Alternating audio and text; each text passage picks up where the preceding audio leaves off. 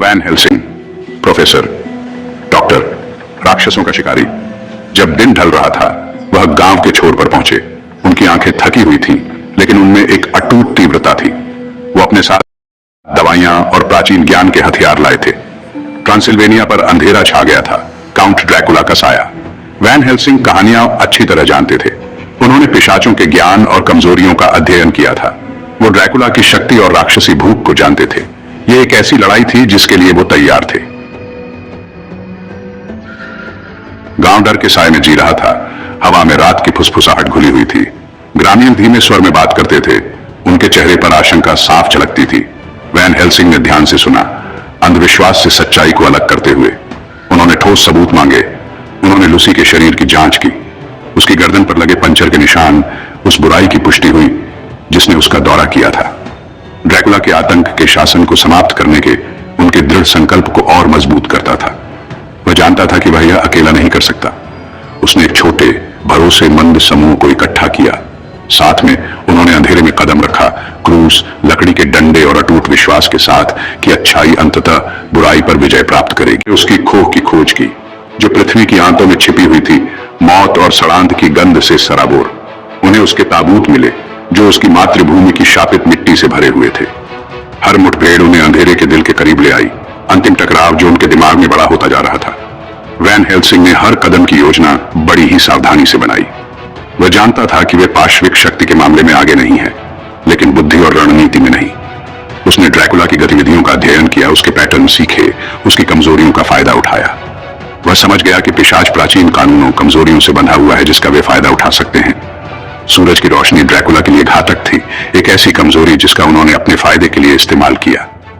उन्होंने क्रूस और लहसुन को रणनीतिक स्थानों पर रखा, जिससे आस्था की एक बाधा पैदा हुई जिसे ड्रैकुला पार करने की हिम्मत नहीं कर सका।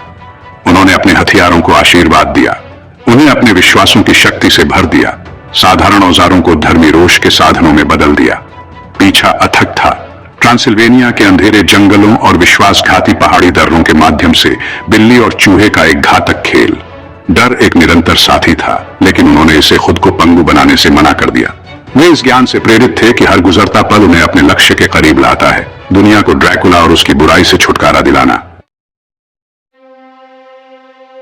उनका पीछा उन्हें एक प्राचीन महल तक ले गया जो एक उग्र नदी के दृश्य को देखते हुए एक चट्टान पर खतरनाक रूप से स्थित था। महल ड्रैकुला का पैतृक घर था, जो अंधेरे शक्ति और अकथनीय भयावहता का स्थान था। जैसे ही वे पास आए, हवा मौत की दुर्गंध से भर गई। ऊपर चमगादड़ घूम रहे थे, उनके चिल्लाने की आवाज उजाड़ प्रांगण में गूंज रही थी। उन्होंने सावधानी से प्रवेश किया। उनके कदम विशाल खालीपन में गूंज रहे थे। हर कोने से मकड़ी के जाले लटके हुए थे और सदियों से अबाधित फर्श पर धूल की मोटी परत जमी हुई थी। वे महसूस कर सकते थे कि बुराई की उपस्थिति उन्हें देख रही है, उनके द्वारा गलती करने की प्रतीक्षा कर रही है। अचानक उनका आमना सामना खुद उस राक्षस से हो गया। ड्रैकुला उनके सामने खड़ा था, एक विशाल हस्ती परछाई में लिपटी हुई थी। उसकी आंखें द्वेष से लाल चमक रही थीं और मंद रोशनी में उसके नुकीले दांत चमक रहे थे। हवा में ऊर्जा की गड़गड़ाहट हुई। एक पल के लिए तो समय मानो ठहर सा गया। भाग 5, बुद्धि की जंग। ड्रैकुला ने उपहास करते हुए कहा। उसकी आवाज एक ठंडी फुसफुसाहट थी जो उनकी हड्डियों में समाती हुई प्रतीत हो रही थी। उसने उन्हें ताना मारा, अपनी शक्ति और उन्हें चुनौती देने में उनकी निरर्थकता का दावा किया।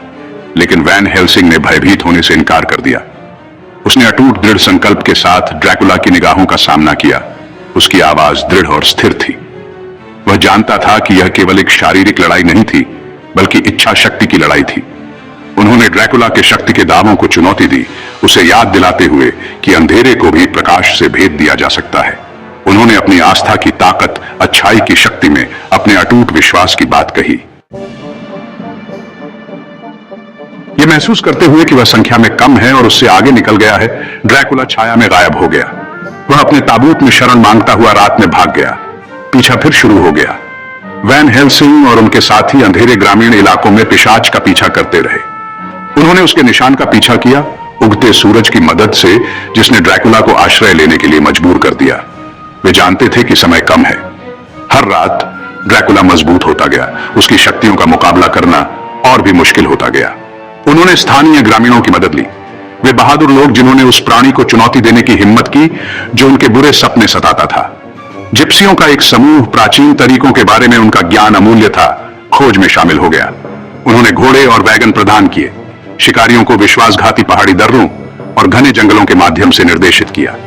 जिप्सियों ने भी ड्रैकुला के शासनकाल में बहुत कुछ सहा था। उनके लोग पिशाच और उसके गुर्गों का शिकार हुए थे। वे राक्षस को नष्ट होते देखने के लिए उत्सुक थे और उसकी मृत्यु सुनिश्चित करने के लिए किसी भी हद तक जा सकते थे। पीछा तेज हो गया। वे ड्रैकुला की गंध पर थे। उसकी शक्तियां कमजोर होती जा रही थीं क्योंकि सूरज आकाश में ऊंचा उठ रहा था। उन्होंने उसे एक सुनसान मठ में ट्रैक किया। इसकी दीवारें सदियों के भार तले ढह रही थीं। अंदर उन्हें उसका ताबूत मिला जो संरचना के आंतों में गहराई में छिपा हुआ था, जो उसकी मातृभूमि से पृथ्वी के एक सुरक्षात्मक घेरे से घिरा हुआ था। वैन हेल्सिंग जानता था कि यही मौका था। उनके पास ड्रैकुला फंस गया था, कमजोर और हताश। वे ताबूत के पास सावधानी से पहुंचे। उनके हथियार तैयार थे। ड्रैकुला अंदर लेटा हुआ था। उसकी आंखें बंद थीं। उसकी छाती लयबद्ध रूप से ऊपर नीचे हो रही थी। वह सोया हुआ प्रतीत हो रहा था, परंतु वे बेहतर जानते थे वह अपनी ताकत इकट्ठा कर रहा था। रात होने का इंतजार कर रहा था। जब उसकी शक्तियां अपने चरम पर होंगी, वे उसे वह मौका नहीं दे सकते थे। बात करने का समय खत्म हो गया था। कार्रवाई का समय आ गया था। वैन हेल्सिंग ने स्थिर हाथ से हाथ बढ़ाया और ताबूत का ढक्कन खोल दिया। ड्रैकुला की आंखें खुल गईं। परेशान होने पर रोष से जल रही थी। वह गुर्राया, अपने नुकीले दांतों को बंद किया और वैन हेल्सिंग पर झपटा। उसकी हरकतें तेज और घातक थीं, लेकिन वैन हेल्सिंग तैयार था। उसने हमले को टाल दिया। लकड़ी के डंडे को पिशाच के दिल में गहराई तक घुसा दिया। ड्रैकुला चिल्लाया, क्रोध और पीड़ा का एक भेदी रोना जो पूरे मठ में गूंज उठा। उसका शरीर हिंसक रूप से फड़क गया। उसकी त्वचा राख जैसी धूसर हो गई। वह उनकी आंखों के सामने मुरझा गया और सड़ गया। सदियों पुराना आतंक का शासनकाल आखिरकार समाप्त हो गया। राहत की सांस लेते हुए समूह पर छा गया।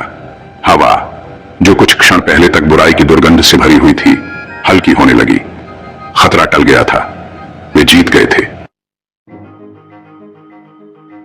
जैसे ही भोर की पहली किरण मठ की दीवारों में दरारों से होकर गुजरी, दृश्य को एक अलौकिक चमक से नहलाया। वैन हेल्सिंग और उनके साथी एकजुट हुए। उनके चेहरे थकावट से भरे हुए थे, लेकिन एक कठिन लड़ाई की शांत संतोष के साथ भी दुनिया एक बार फिर सुरक्षित थी। उस प्राचीन बुराई के चंगुल से मुक्त जिसने इसे बहुत लंबे समय तक पेटवाधित किया था।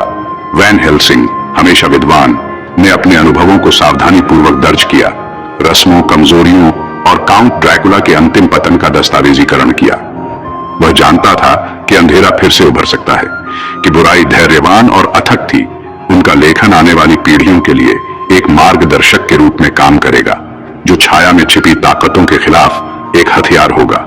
उन्हें हमेशा आशा की किरण के रूप में याद किया जाएगा। भारी बाधाओं का सामना करने में साहस और दृढ़ संकल्प के प्रतीक के रूप में उनका नाम धीमे स्वर में फुसफुसाया जाएगा। एक किंवदंती जो पीढ़ियों से चली आ रही है, एक अनुस्मारक है कि सबसे अंधेरी रातों को भी प्रकाश से जीता जा सकता है।